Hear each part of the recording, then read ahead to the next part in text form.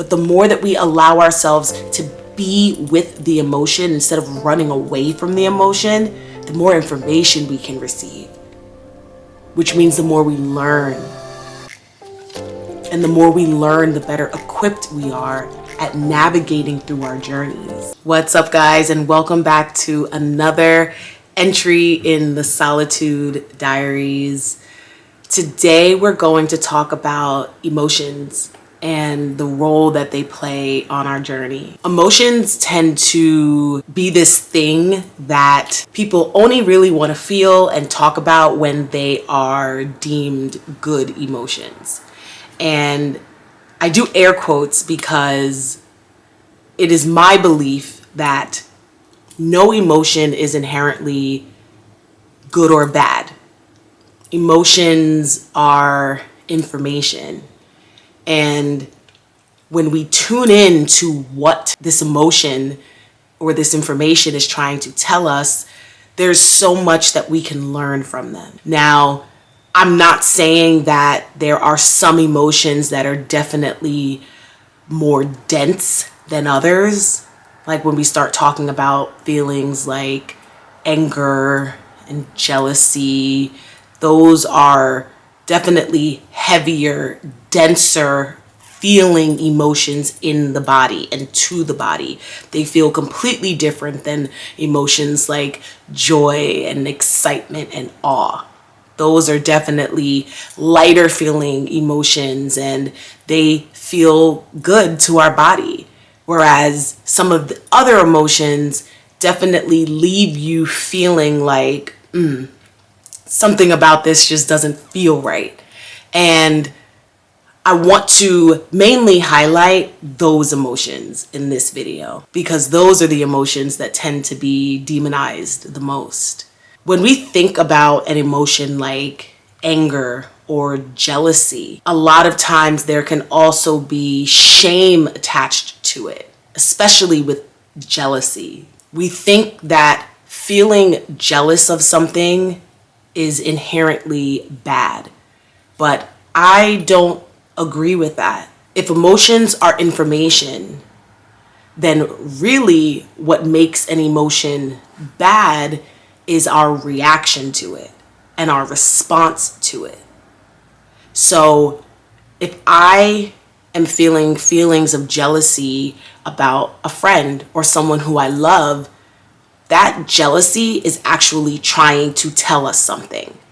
And it is for us to discover what it is that it's trying to tell us. What I'm finding and what I have found throughout my life is that most of the times when I have felt jealous towards someone, it's because they had something or were doing something that I really, really wanted to do. And so what that jealousy was actually informing me of was a desire that I had. And the jealousy comes up because there's something in me that feels as though I'm not worthy enough to have it or I'm not deserving enough to have it. And so these feelings and emotions of jealousy come up because I'm looking at this person and thinking, well, damn, I want that. They get to have it. Like, ew. I don't like that. And what can make an emotion like jealousy skew towards being something that is bad and shameful is when it then shifts or changes the way that we then respond or act or treat that person to whom we feel jealous of. So if I experience the emotion of jealousy and that jealousy is really there to tell me, hey, this is something you actually like really, really want to do, I can sit with myself to really be with that emotion and really see and hear what it is that this emotion is trying to tell me. The same goes with anger. I do not believe that anger is inherently bad.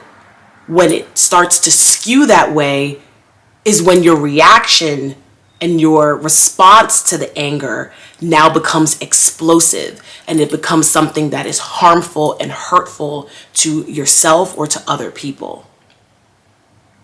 But anger is still an emotion that is information.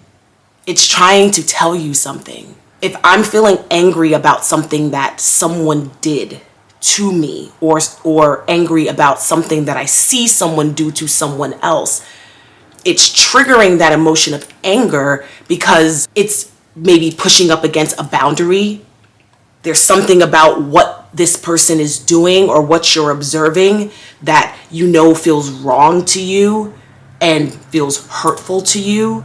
And so it's frustrating you and you feel anger toward it because you know that this thing is wrong, or someone is pushing up against a boundary of yours. And anger is one of those emotions that I really encourage us to explore deeper. You know, it's easy to do when we're in the feelings of joy and happiness and awe and all of those wonderful feeling emotions.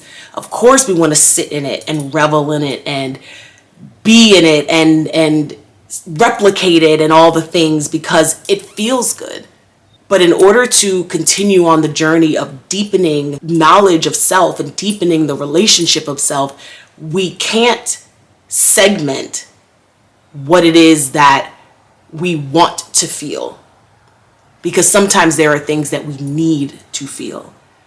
And a lot of times the things that we need to feel are those emotions that don't feel as great in the body. And it's understandable because most of those emotions are triggering us in some kind of way, whether we realize it or not.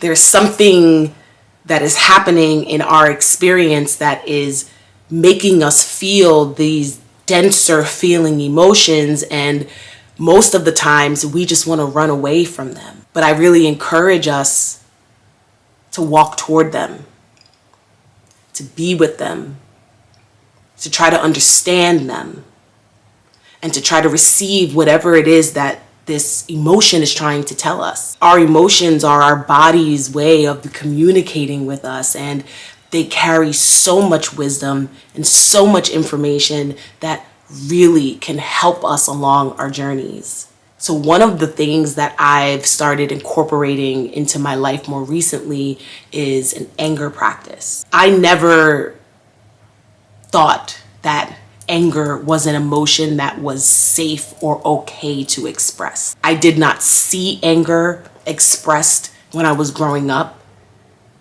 And so I always felt that it was not good or it was not okay for me to feel angry about things. And so when you continue to just suppress and suppress and suppress any emotion, but particularly an emotion like anger, eventually you are going to blow up. It is going to come out some way because that is what emotions want. Emotions want to be expressed.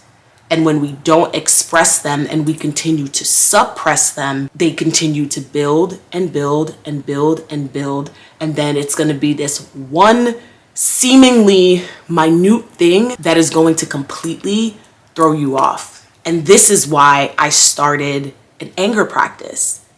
Because I started to recognize as I was navigating through my journey that the emotion of anger in particular was something that I just did not know what to do with.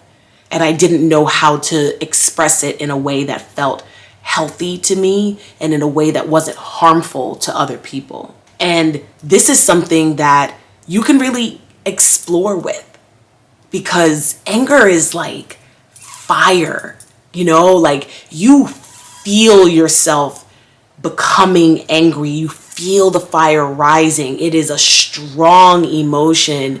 It is full body encompassing. It is heat. Like you feel that. And there is so much that we can do with that emotion if we alchemize it and change it and shift it into something else. So what I found personally is I like to scream. I don't know if you remember, like as a kid, or maybe this was just a thing that like little girls did on the playground, but we would literally be like on the playground, standing in a circle, and everyone is just screaming at the top of their lungs just to see who could scream the loudest. I'm sure I was not the only kid that did that. I would love to know if you also did that when you were a kid. And there was no like rhyme or reason behind it. It was literally just, let's have a screaming contest to see who can scream the loudest. And there was such a sense of release in that screaming. And for a long time, I didn't feel safe enough to express that. I was embarrassed to express that until I really started to realize how important it is to express that. We have to allow ourselves to express all of the varying emotions that we feel, because we're human and we're going to feel an array of emotions even throughout just the course of one day. But the more that we allow ourselves to be with the emotion instead of running away from the emotion, the more information we can receive, which means the more we learn. And the more we learn, the better equipped we are at navigating through our journeys. So think about what an anger practice could look like for you, or what a jealousy practice could look like for you.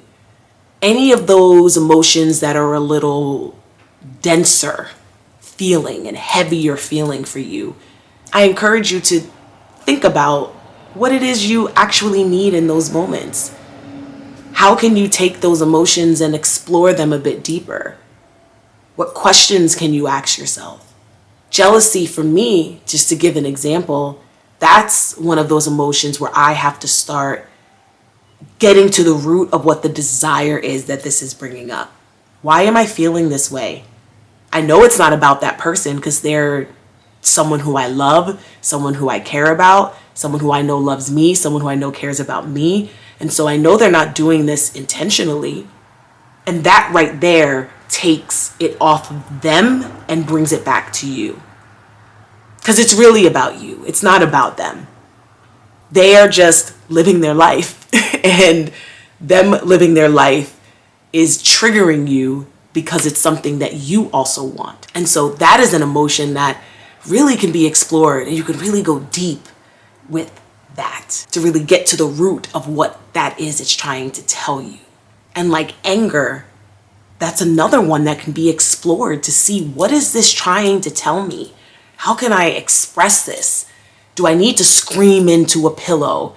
Do I need to go to a rage room and just throw stuff and break things? This is the time where you really get to have fun with it and get to really explore what works for you and what doesn't work for you. But the most important thing about it is that you are allowing yourself the space to express and the space to receive, because your body wants to be in communication with you. It wants to inform you and then share with you and tell you the things that you may not consciously be aware of. And that is how we start to become in union with our physical body. And that is how we start to build relationship with this vessel that we are in. So I highly, highly, highly encourage any of you out there who are watching this, hearing this, to remember that our emotions just want to be heard. And when we give them the space to be heard and we give them the space to be expressed, we are able to receive from them exactly what it is that we need, so that we're not reactive and responding in a way that can be harmful to ourselves or to others. So that's it for today's entry in the Solitude Diaries. I will catch you guys next time. Bye.